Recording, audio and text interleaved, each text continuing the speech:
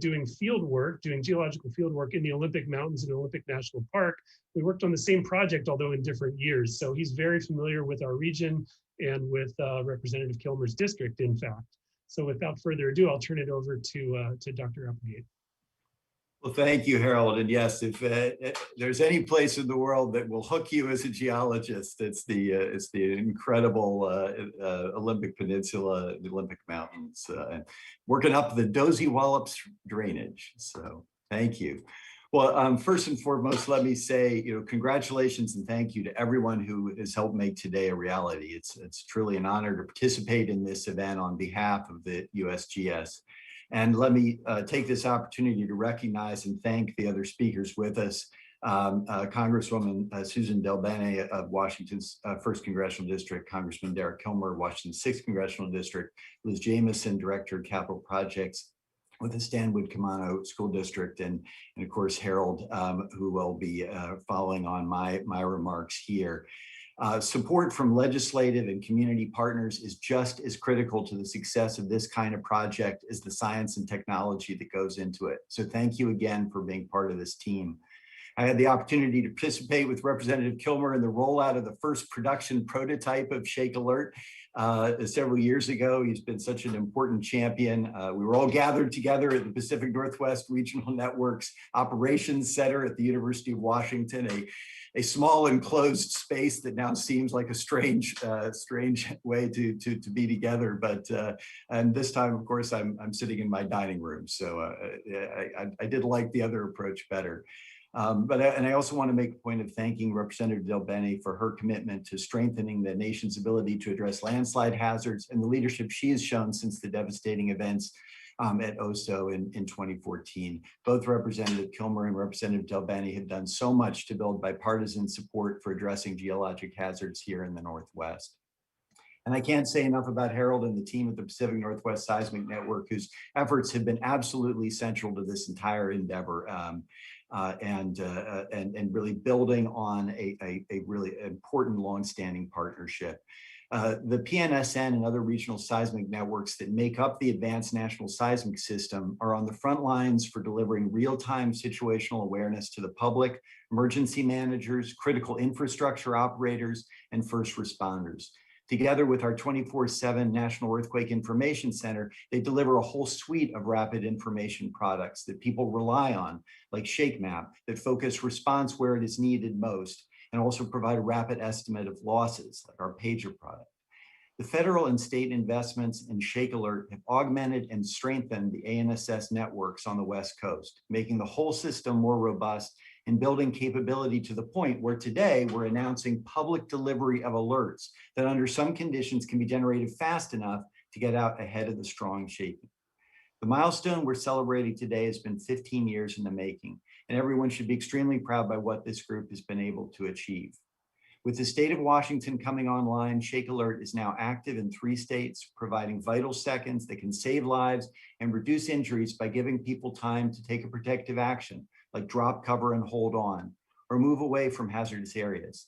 And it can also trigger automated measures that will protect infrastructure and save lives. As a result of all this hard work, dedication, and creativity, ShakeAlert notifications can now be sent to more than 50 million people up and down the entire West Coast of the United States, and that is no small feat. The USGS role is we produce the ShakeAlert messages, but alert delivery will come by other public and private means through internet, radio, television, cellular, including the wireless emergency alerts delivered by FEMA's Integrated Public Alert and Warning System. Throughout the development of ShakeAlert, we've worked closely with state partners who are both key users of our science and key communicators to the public. Here in Washington, our thanks go to the Washington Military Department's Emergency Management Division and the Washington State Department of Natural Resources, home to the state's Geological Survey.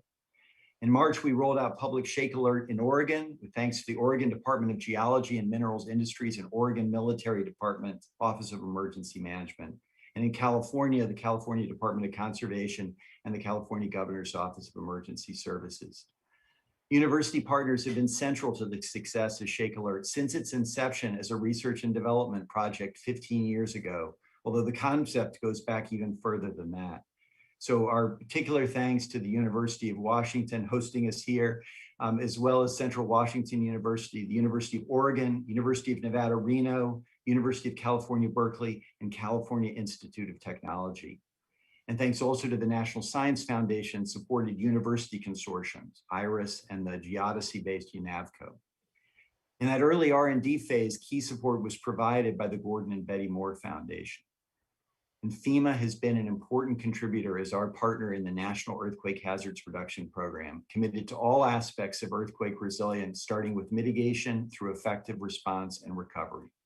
And of course, finally, I thank every scientist and support member who's dedicated time, effort, and resources to this project.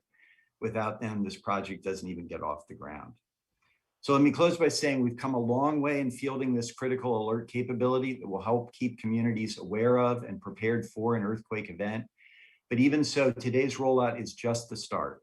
More delivery pathways and more targeted applications for critical infrastructure and other industrial control systems are now possible thanks to the public availability of ShakeAlert in Washington, expanding the utility of this new tool in our earthquake resilience toolbox.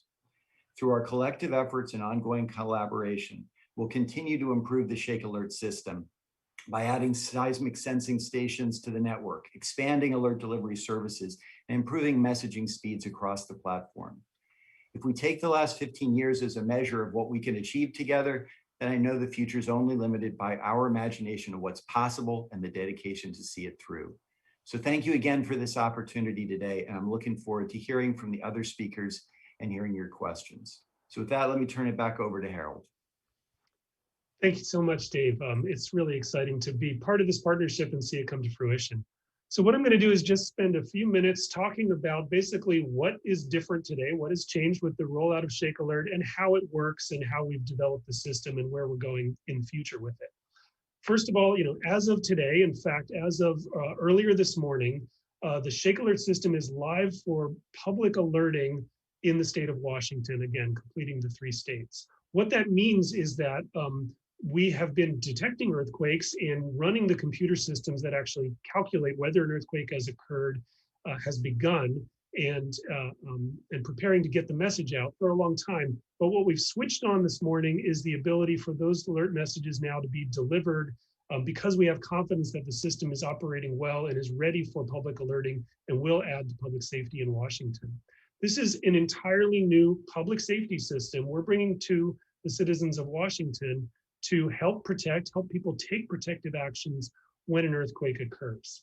The delivery mechanisms are directly through mobile phones, mobile devices, through the wireless emergency alert system, similar to the Amber alerts we're used to getting, or severe weather alerts that are broadcast to all different types of phone systems and are delivered through the cell phone carriers.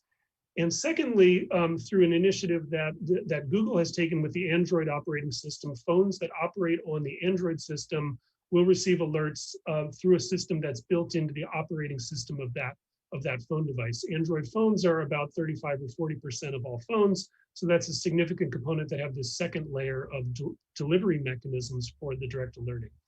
A third way that alerting happens that we'll talk about in a few minutes is through automated actions that can be taken by delivery systems that will take the ShakeAlert message and use it in infrastructure and utilities, the water companies to operate valves, for example, potentially for transportation systems like the BART system in California, and in the future, we hope here in Washington as well. And like the school system implementations that have started with Stanwood Camano School District, and we'll hear about it in a few minutes. Key messages about ShakeAlert include that, first of all, this is not earthquake prediction. We are not discovering earthquakes before they start to happen. We have no known precursors for earthquakes that tell us an earthquake is imminent in the short kind of time scale. We, of course, do have scientific estimates of long-term forecasts of the probability of earthquakes in different regions. Washington State has the recognized by FEMA and the US Geological Survey the second largest earthquake risk in the United States after California of all 50 states. The hazard is present for Washington due to multiple different types of earthquake faults that I'll mention in a minute, that can cause earthquakes for us. And the risk comes from the fact that people and our infrastructure, all the things that we build, are potentially in harm's way from those earthquakes.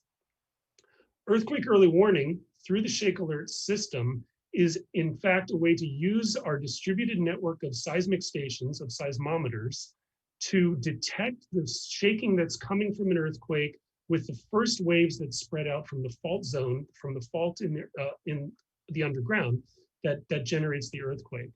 Earthquakes happen on a fault in the subsurface, but it's the ripples spreading like ripples in a pond that are the seismic waves that cause the damaging shaking. It turns out that earthquakes send out more than one kind of seismic wave. The first ones move fastest, they're called the P waves, and they can be detected by our sensors, and an estimate of the earthquake's location and magnitude can be generated very rapidly. In fact, through computer systems, within just a couple of seconds of the first few detections of that earthquake at a few seismic sensors. Fortunately, the strong shaking that actually causes the damage comes with the slower moving waves that follow behind the P wave. And it's the time gap in between those that allow us some warning time, even relatively close to where the earthquake occurs. As the waves spread out from the earthquake's epicenter, then the speed of transmission of telecommunications, the data that streams from our seismic sensors back to computers that are run here at the University of Washington, as well as redundant systems at Berkeley and Caltech down in California, are running continuously operating software that quickly detects that an earthquake has occurred when it's detected on a few stations, and where it's located, and whether it's big enough to warrant issuing an alert. Those travel at essentially, telecommunication speed of light, whereas earthquake waves travel at just a couple of miles per second. So that means we can generate a number of seconds of potential warning time for earthquakes outside of a radius that's right over the earthquake itself, which is a little too close for that early warning to really take place. As an example, earthquakes that would start, let's say, off of our shore. We've all heard about the potential for the big one, the Cascadia subduction zone hazard of a very large earthquake that might start at the coastline or beyond. The amount of time available from the detection at the coast with our seismic stations to the Puget Sound region could afford tens of seconds of advance warning time of that earthquake before the strong shaking gets to Seattle, Tacoma, and the other cities and populated areas in the region. For an earthquake like Nisqually that happened in 2001, where the epicenter was closer, was actually close to Olympia and between there and Seattle, then the corresponding potential warning time is smaller and variable depending on where you are in that region. But the potential warning time for the most densely populated areas like Seattle is still of the order of 10 seconds or so, which may not sound like a lot. What can you do with a small amount of warning? Well, it turns out that you can do a lot. An earthquake early warning like that arrives at your phone after the computation happens can allow you enough time just to, first of all, gather your thoughts, recognize that it's an earthquake. There's a lot of study and understanding of how people react to earthquakes, and when they just feel the shaking, tend to freeze up. But giving you that moment to pause and recognize an earthquake is coming, take drop cover and hold on actions is important. And the second is the potential for those automated actions that are delivered directly to computer controllers of devices that can then do things like close a valve so a water system doesn't lose water down a damaged system. Alert an an operating room in a hospital so that critical activity or spinning magnets in an MRI device can be stopped, for example. And very critically, alert children in our schools, as we'll hear about in just a few minutes. In order to make this system work, the Pacific Northwest Seismic Network, which is headquartered here at the University of Washington and partnered very closely with our colleagues at the University of Oregon, operates hundreds of seismic sensors spread out across our region. You have maps available to you in the press packet that show what those stations are like. The PNSN has been operating for more than 50 years and started putting seismometers to record earthquakes in our region and understand the seismic hazard back in the 1960s. But as of today, we have been able to add hundreds of sensors so that we have a high concentration of those devices that can cover our entire region. We're operating about 238 seismic stations that directly contribute data to the ShakeAlert system in Washington today. That number is actually changing all the time. The ability to add the hundreds of stations we've added in recent years has been directly because of the funding that's been provided through the U.S. Geological Survey program and supported by Congress in the budgeting process, and especially supported by the members of our delegation here in Washington, including Representative Del Bene and Kilmer, who are going to speak with us in just a few minutes today. For the first time, advance warning of an imminent earthquake shaking will be possible for people all across our state, and the potential for delivery of alerts to millions of people. Fortunately, earthquakes don't happen very often in our region, so that we don't have this hazard occurring constantly. But that also creates, a challenge, which is that people are complacent. People don't think about earthquakes until the moment when one strikes, and we really have to take those kinds of actions. So the existence or the presence of all of the seismic stations allows that to happen in just a few seconds and get well out ahead of the earthquake shaking. So that has been the enabling sort of technologies to make ShakeAlert happen.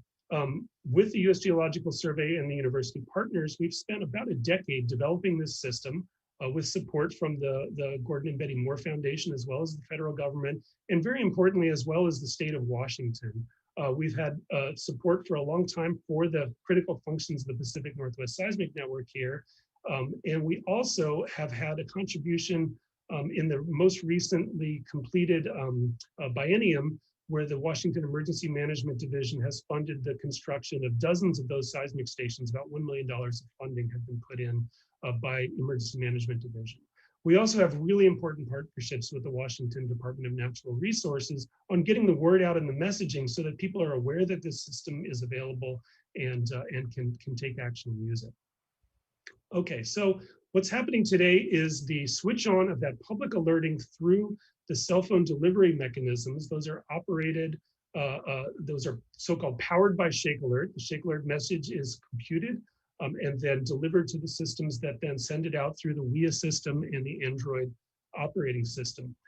No action needs to be taken on anyone's part to turn on those systems in their phones if they've still got the defaults enabled that allow for early warning.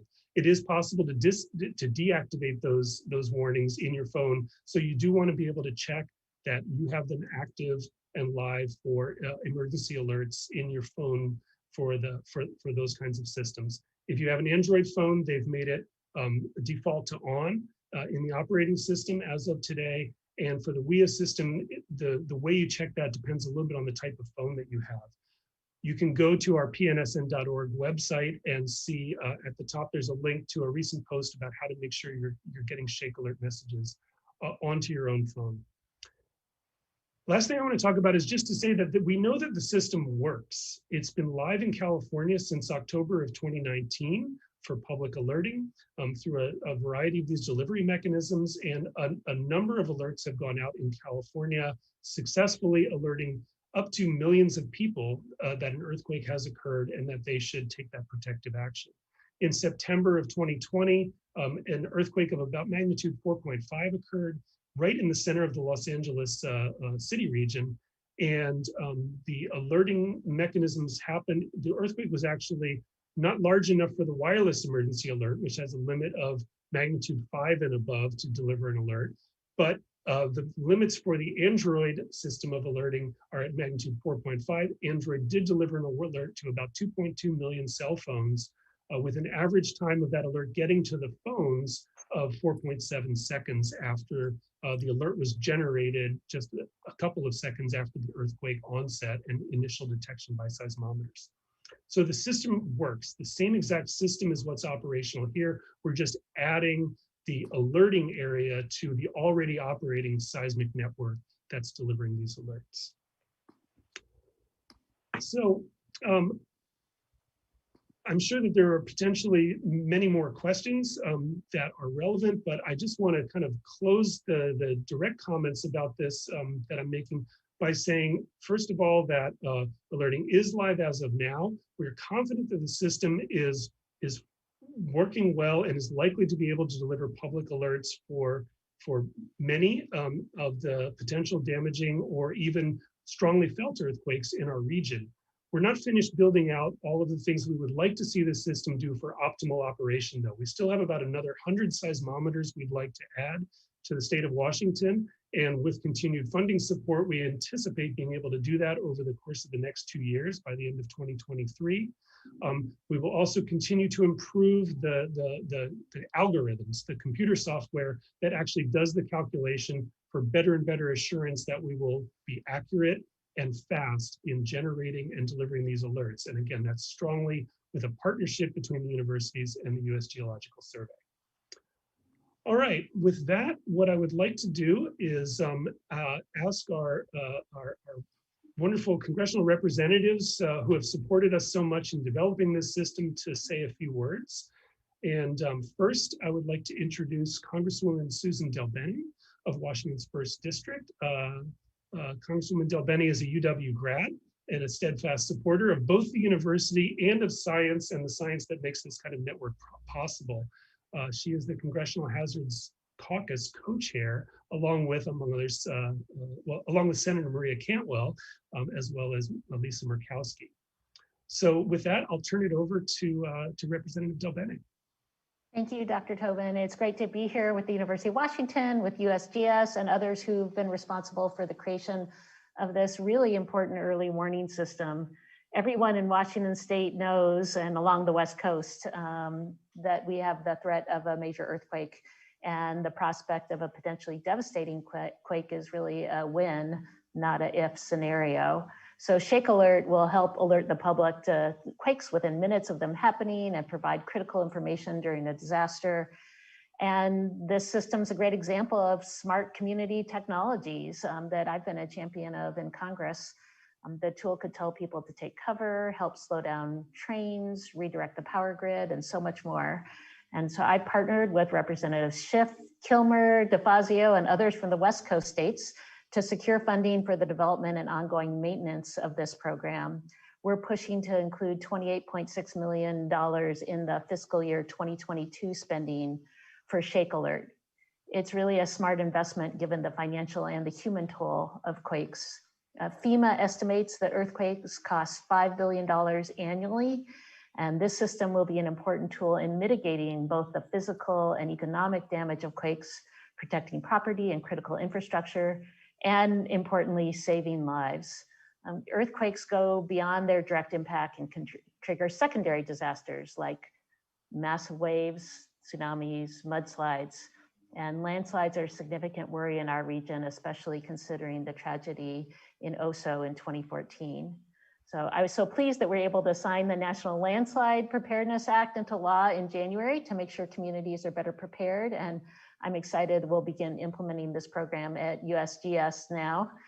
These programs are complementary in ramping up our preparedness efforts against multiple types of disasters so that the next natural disaster doesn't become the next national tragedy. So I want to thank everyone for their work. And now I have the honor of introducing my colleague from the 6th Congressional District, Congressman Kilmer, who is also a huge Star Wars fan. So I would remiss if I didn't say, may the 4th be with you. Thank you. Also with you. Good morning, everybody. I have the honor of representing Washington's 6th District, which encompasses the northwesternmost part of our state up along the Pacific Ocean, including the Olympic Peninsula, most of the Kitsap Peninsula, and parts of Tacoma. I was born and raised in the district I now have the honor of representing, and I think I can say on behalf of many folks in our region that the threat of an earthquake and the potential of a tsunami that could come with it looms large in our lives. And we've got work to do to prepare ourselves for disasters that may come, but we are making progress. In recent years, we've built the first tsunami vertical evacuation safe haven in America, a feat achieved through local officials and the federal government working together, a milestone that meant all 700 students and staff of the Ocosta School District will be able to go to a safe place if a tsunami strikes. Today, with ShakeAlert active, we are celebrating more progress towards having an operational early earthquake warning system that will be our eyes and ears throughout our region. The experts at the USGS, along with the University of Washington and a coalition of other university partners, have worked hard to build this innovative system.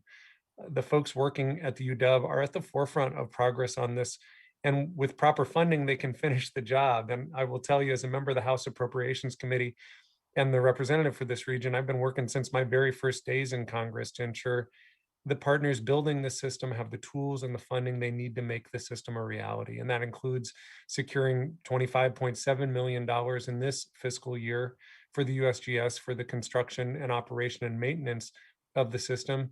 And as Susan mentioned, we aren't done. And I'm grateful for partners in Congress, including our two senators, Senator Murray and Cantwell, along with Representative Del Bene and Herrera Butler, for helping to make this happen, Chairman DeFazio and Adam Schiff as well. Today, with this system online, it brings a little relief to know that folks across our region will have a few more critical moments to get out of harm's way. Let's think about why this matters. This is about what this means to people, to the folks I represent. Imagine a surgeon holding a scalpel in the midst of surgery, a teacher with a room full of students. Imagine a family at the beach. A warning, some time can save lives. This matters. Imagine if you're on Highway 16 and about to cross the Narrows Bridge, or you're a worker at the Puget Sound Naval Shipyard and about to enter a building that is 130 years old and hasn't seen adequate seismic improvements yet. Imagine you're a longshoreman at the Port of Tacoma with heavy containers, being notified that an earthquake is about to hit. That warning matters. Imagine if you're a member of one of the 4 Native American tribes in my district that are on the front lines of this threat and have lived there for time immemorial, or you're a resident of communities like Ocean Shores and Westport, where even a handful of seconds of warning can be the difference between life and death in a catastrophic event.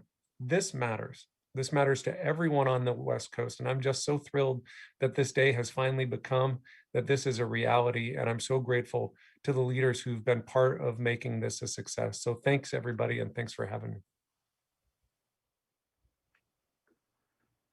Well, thank you very much, Congressman Kilmer and Susan Del Bene. You have been instrumental in advancing the ShakeAlert system, and we greatly appreciate it. And now we're going to turn to one of the early adopters of ShakeAlert, and in creatively finding an implementation to protect the students and staff at Stanwood Elementary School. Liz Jameson's Director of Capital Projects for the Stanwood Camano School District has been a long champion of ShakeAlert to improve school safety, along with her work to get safer buildings, non-structural hazard mitigation, and understand what it will take to retrofit and mitigate the hazards of her older school buildings in the district. ShakeAlert's an additional tool in her toolbox, and I'm going to turn it over now to Liz Jameson. Thank you. Thanks, Bill. Hi, everyone. Like Bill was saying, most school districts in this area deal with a number of risks to students and staff. Earthquake is one. Most of us have a range of building ages that we're dealing with, that we're retrofitting. So when I had a parent, Stanwood Elementary parent, Dale Ann Baker, bring the possibility of being a beta tester for ShakeAlert, we were pretty excited about it once we kind of learned how powerful the tool could be. So in 2019, we teamed up with the OSPI and USGS and UW and various, and got an Omni monitor placed in our elementary school. And that is our communication with USGS and the ShakeAlert system. Since that time, we have extended our ability for that Omni monitor to actually notify all of our schools. So we have what we call a PA overlay, which had its own complexities that I won't go into.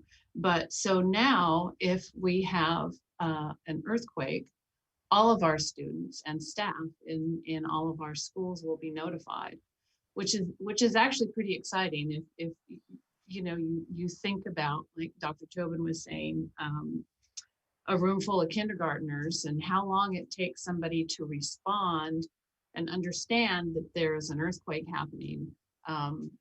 Having those few extra seconds to get children and staff to safety is huge. And one of the things school districts do is, we do regular drills. So by being able to do this drill, we teach our students to just automatically respond. There's no moments of confusion. It's just quickly being able to get themselves to safety. So I'm going to show you, we participated at Stan Waddell before we had our PA overlay in the Great Shakeout of 2019. And we haven't been able to do that since. We've been working on getting our kids back to school safely, which we have successfully done. But I'm just going to play you a little clip. This is a kindergarten class. And it just makes my heart glad to see how quickly and calmly they respond to this drill and how successfully. And I will share my screen.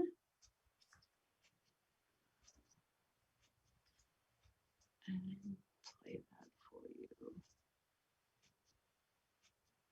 Oh, sorry, skip ad. Oh, for crying out loud. Okay, I am going to stop sharing for a moment because it went on to the next thing.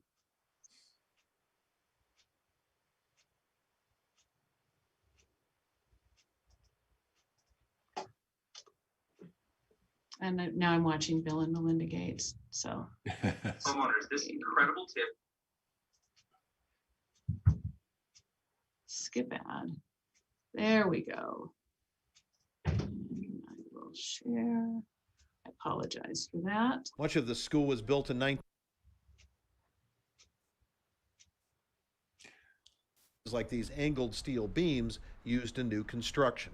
But while the school may be old, the technology here is advanced. Thank you for giving me Pax Quiet. Inside this class of kindergartners are about to experience a first-of-a-kind drill for Washington and Oregon.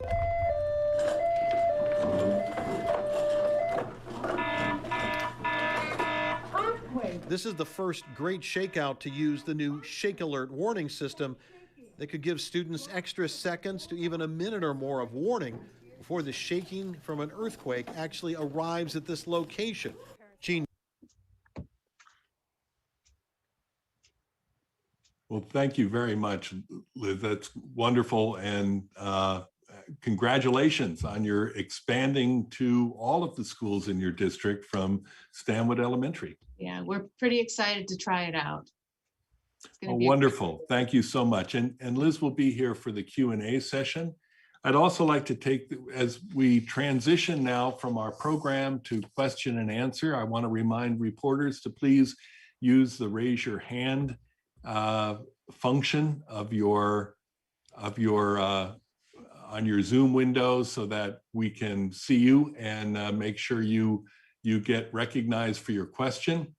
I'd also like to introduce Dr. Robert DeGroot is a scientist with USGS in Pasadena. Robert manages the ShakeAlert Communications Education and Outreach programs and coordinates this national team of over 50 stakeholders in universities, states, agencies, and academia to promote the implementation of ShakeAlert and make sure it's done properly. So welcome, Bob. He's also available for your questions. All right, so first, Graham Johnson. Do you have a question for us? Hi, good morning, Bill. Thanks so much. Congratulations on this milestone. A question for Dr. Tobin, I think. Can you speak, you mentioned the Android apps and how, or phones, how they basically have this embedded technology. I'm wondering if anything similar is on the horizon from Apple and how much of a difference that makes in terms of latency. And I'm also wondering if you can speak to why in Washington we don't have access to apps such as the private apps, such as the one from Early Warning Lab available elsewhere on the coast. Thanks. Yeah, thanks for that question. First of all, the Android, it is in fact, yes, it's embedded into the operating system. It's not an app to download to the Android system. We would love to see Apple do the same thing with iPhones. However, I do not have any information about whether that is likely to come in the near future or not.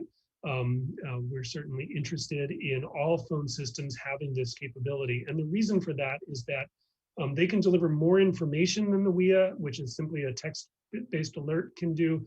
And there's also, at least during this transition period, some evidence that they can deliver the messages somewhat faster than the wireless emergency alert system can do. So right now it's Android only. We'd love to see iPhones join them. As far as the apps go, it turns out that the apps, again, are sort of an add-on that can deliver more information or more modalities, but they have to be created and delivered by a third party. The nature of the system is such that ShakeAlert is run by the USGS using data from the networks like the Pacific Northwest Seismic Network, and then the message is handed off to those licensed partners. And the partners that operate those apps to the south of us right now have not yet rolled out apps in Washington. I anticipate that that's a have not yet rolled out apps in Washington, and that we'll see that coming. And then the last thing I would like to add to that maybe is just simply that we've recognized that the thing about the apps is that it requires action on people's part. They have to download it. They have to make sure the app continues to be up to date and running. And the experience in California so far for real world delivery is that even the sanctioned apps in California only deliver a small fraction, maybe 10% of the number of alerts in the same area that let's say the Android or WIA systems can do. So they may not be a very major player throughout the whole system. Nonetheless, I would love to see those apps also deliver alerts in Washington. All right, thank you, Harold. Ryan Harris of KOMO Radio. Hi, thanks, Bill. And I actually have a follow-up on the technology for the phones, that whole thing, because I noticed as an Android user in the Google Play Store, there are several apps, including one called ShakeAlert, and I'm not clear exactly how the Apple system works. So can we sort of give maybe a layman's explanation again? I know you've already said it with the Android, of what users for each system need to do in order to be able to make sure that these alerts are turned on. May I direct that to Robert DeGroot? Robert's been working with third-party vendors and the license to operate organizations. So can you help us with this one, Robert? Sure. So could you just repeat your question for me? I'm a little bit unclear about what you're actually asking. So if you could repeat it for me, that would be great. Sure, no problem. So as we were getting started, I looked on the Google Play Store and noticed that there were several apps there. And firstly, of course, I want to make sure the message is that people don't need to download those apps because they're third parties and ads involved and all that, and who knows what they're getting there. But I'm basically hoping you can just give us a very simple breakdown of what Android users and Apple iPhone users need to do to make sure they have these alerts enabled on their phones. Sure. And so for just a quick coverage of the sorts of things you can get, certainly you can visit the Washington EMD website to find out about how to make sure that your phone is able to receive those various kinds of alerts through the wireless emergency alert system and also through Android. And so those are the two that are available in Washington State currently. Soon, we're looking at potentially bringing apps to the state. And there are, neither are available now. There are two that are operating in California and in Oregon, MyShake out of UC Berkeley, and what's another app called Quake Alert USA, which is from Early Warning Labs with a company, private firm here in Southern California. I hope that kind of gets at your question a little bit, or if I can jump in, there's been a couple of posts in the chat that give the links to both the Emergency Management Department website as well as some of the press information that we provided. Has everything you need to know. I mean, the bottom line is just making sure that emergency alerts are switched on if you're on an iPhone so that WIA alerts can be delivered. And if you're looking at Android, it defaults to on, but you can check and the instructions are in those web links. Thank you very much. Paige Browning from KUOW. There, thanks for taking the time today. I'm wondering if someone can comment on whether we will see this tested, if we're going to see this during the Great Shakeout. Will I get an alert if there's not an actual earthquake happening to show me how it works? I can take that question if you like. And I think that we are moving now into a phase now that public alerting is available in all 3 states, that we want to do something over time that continues to remind people that ShakeAlert is up and running and to continue to practice. Basically, one way that we know what to do is we practice. That's why we have a shakeout, this building this sort of muscle memory of what to do when you get an alert or when you feel shaking. So one of our goals over the long term is to have, pardon me, more organized long-term drills or tests that will allow people to continue to remind them. The Great Shakeout Earthquake Drill, which is held on the third Thursday of every October. This year it's on October 21st, will potentially be an opportunity to do that. And we want to build in ShakeAlert into existing frameworks for earthquake readiness. And we don't think of ShakeAlert as a separate tool, something that's out there on its own, but rather it's part of the landscape. We want it to become routine. We want it to become yet another tool that people have in their toolbox for earthquake risk reduction. And so it's really important to make sure that people know that it's still around, and how they can use it. Of course, as offerings through apps and other ways of getting alerts continue to expand, we want to continue to feature that so that people yet have another way to stay safe. Can I just add to that I want to make it very clear, though, there is no public test happening today. What's happening today is essentially the sort of figurative switch has been flipped to allow for public alerting, but no mass widespread test is planned right now. That may come in the future. That's right. Well, thank you very much. And now I'd like to recognize Abby Akoni from KOMO. Abby, do you have a question? Hi, yes. Despite being a typically capable millennial, cannot figure out how to raise my hand. So here we are. We've touched on this a little bit with the user experience with the ShakeAlert system. And then my question is just addressed to all the experts today. Do you foresee any additional logistical issues implementing this or from the user experience? And if so, what are those and what are the plans to overcome that gap? Thanks. We have over 15 social science research projects happening within ShakeAlert. I mean, one thing that distinguishes ShakeAlert from other systems and other offerings by the USGS is it involves people interacting with it directly. And not only people interacting with it directly, but people having to do something over very short time periods. And so we are looking at every different aspect of the user experience, everything from the type of messaging, the type of sound. I mean, when people get an alert on their phones or whatever, there's this element called human latency where people have to make a decision. And as I was saying earlier about acting quickly and muscle memory, we also want to improve the entire user experience in all aspects, not only what to expect from ShakeAlert, but also if something doesn't go quite as planned, we want to be able to address that issue. And so we have a whole set of sort of post-alert or post-event messaging that will allow people to understand what happened and to know that first of all, if they took a protective action like drop, cover, and hold on, and let's say it was a canceled event, then we want people to know that they did the right thing because it was an opportunity to practice and to know what to do and to do it quickly. And then we want to be very transparent through letting people know exactly what happened and what we're doing to address the system and to improve it. I have a quick follow-up question. So does that messaging include updating text within the app or pushing out additional notifications to follow up? That's right, yes. And so we have follow-ups that would be going out through several channels, such as the wireless emergency alert system. We're working with app providers to do the same.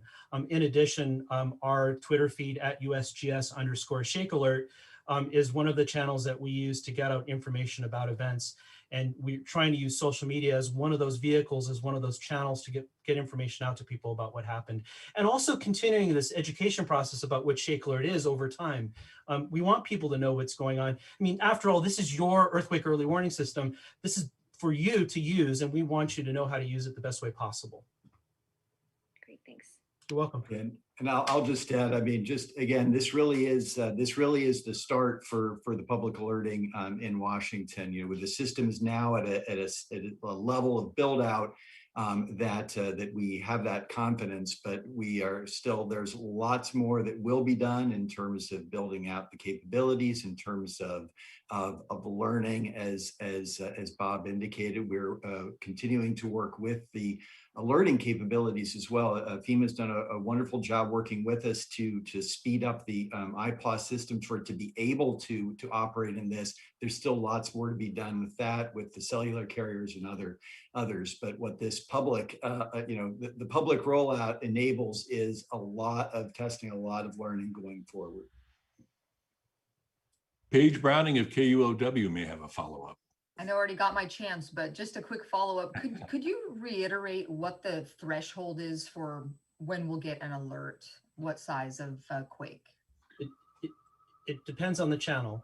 And so for wireless emergency alerts, people who could feel light shaking or greater, that's modified Mercalli intensity 4, they would get an alert for earthquakes that are magnitude 5 or greater. And the threshold can be somewhat lower for cell phone apps and the Android operating system, but. That's right. We would be distributing alerts potentially to people. So for apps and for Android operating system, the minimum threshold that people would receive alerts is for weak shaking, that's MMI 3, and that would be for earthquakes magnitude 4.5 or greater. So slightly lower threshold. People would be getting alerts for shaking that would be very, very minor. But again, it's giving them that awareness that something is going on. And that's really come out in the social science that we've done, is that many people want to know what happened, what's going on, and they need that confirming information to know. Can I add that the Android user experience is set up so that there are different kinds of alerts depending on where it falls in that range of shaking. And essentially, there is one that is not all encompassing and doesn't break through the silence modes and other things that you might have on your phone. If it's expected to be maybe just light shaking that you would feel, but isn't calculated to be potentially damaging where you are. And then there's a higher level of alerting for when the MMI magnitude is, correct me, Bob, 5 and above. I think that takes over the whole phone screen, breaks through even if you have nighttime mode on, et cetera, and directs you to drop cover and hold on. So the wireless emergency alert system doesn't really have that capability to do these different types of messaging that take over the whole screen in the same way. So the WIA system is a little simpler. The Android system has a more nuanced user experience. Any further questions for any of our guests today? I believe Glenn Farley has a question. Oh, I'm sorry, Glenn. Yeah, I was having the same issues that Abby was. It just the hand thing wasn't working. But here's my question. I mean, clearly we are in a work in progress here. So, and whoever, maybe this is a question for Bob DeGroot, maybe for Harold, but we look at it sort of West Coast. So I'm going to throw this to Bob, which is, where could we be in 6 months, in a year? Could we see a more consistent options going up and down the West Coast in terms of the technology, whether we get Apple on board, whether there are other apps that become more universal, whether we're able to speed up the WIA system to be able to turn the alerts even faster? It's a really good question. So of course, what continues as we speak is the build out of the seismic networks. And we're about 70% of the way there, and more stations are being added every single day. So the system itself, the technology is improving over time. And of course, Bill Steele is part of this team. So is Gabe Lotto and others with us today on this call that are working to expand and diversify of the way that ShakeAlert messages could be used for automated actions and for also alerting people. And so we're moving into this very busy phase to expand and diversify where ShakeAlert is being used. And so what Liz was talking about in her presentation, of course, we find that schools, educational environments are among one of the five most critical sectors that we're working in. Others are like utilities and transportation and healthcare. So we are looking towards finding more and more ways, as many pathways as possible for people to get ShakeAlert powered alerts to them. And so things are just going to continue to improve over time. This is really only the first milestone of many in the development of the system. If I could add to that a little bit, also, you guys have access to the map of the seismic stations, and I said earlier that we want to add about another 100 sensor stations to fill in the places on that map that are obvious if you look at it. We have concentrated on densifying the network where the hazard is the greatest, which means from the coast into the Puget Sound region and up to the foothills of the Cascades, as well as where the population density is greatest, which is mostly of Puget Sound. But of course, we want this capability to be realized at the same level across the entire state of Washington, and in fact, across the entire West Coast region. And so we're going to be continuing to add more stations critically, east of the mountains, so that we continue to fill in the area on that side of the state, the eastern Washington side, as well as the coastal region, because one of the challenges we have in the Northwest that's a little bit different from California is this strong potential that one of our greatest earthquake hazards potentially comes from offshore events. And earthquakes that are off to one side of our seismic network for technical reasons are more challenging to detect accurately and locate very accurately very quickly. But by having a lot of stations along the coast, we build that out. So this is one of the places where UW is a key partner with the USGS in developing the computational ability and the sort of seismological know-how to make sure we get them right, don't have false alerts, and get the real events that actually happen as accurately as possible and as quickly as possible. All right, And great. I'll just add to that, and we're also looking at incorporating algorithms that use GPS technology as well to sort of further augment that capability, particularly for the biggest events. Just another way of being able to look at this. And again, all of these investments that are being made in the network, that's also making the network faster and more robust for all of the products that people already rely on in terms of the immediately following the event, the shake maps to tell you where the most intense shaking was, the pager where you're looking at the rapid estimates of losses. It feeds straight into the NOAA's tsunami warning system, as well as other capabilities. So again, these are investments that are really making the system as a whole more capable, more robust. Thank you, Dr. Applegate. Any other questions for our panel? Well, I want to thank everyone for attending, and particularly Congresswoman Susan DelBene and Congressman Derek Kilmer. Thank you so much for taking time out of your busy day to join us. I want to mention that Harold Tobin will be available for kind of follow-up discussions if you have questions, as will I and others. So please feel free to contact me if you would like to follow up. Harold Tobin's at the University of Washington campus, and can Zoom or talk to you in person until mid-afternoon. So please let us know. And with that, I'll ask any last questions before we say goodbye. Well, thank you all very much again, and I look forward to reading your stories. Thank you. Thank you, Bill. Thanks, everyone. Thanks, everyone, for joining us. Thanks so much. Dave, we really appreciate you taking the time today to do that. Look forward to seeing you in person next time we get a chance to go talk about this in DC or get you out here again. Oh, absolutely. I look forward to that day. Absolutely. Absolutely. Well, thanks again. And Bill, great to see you. Good seeing you, David. Thank you. All right. Take care.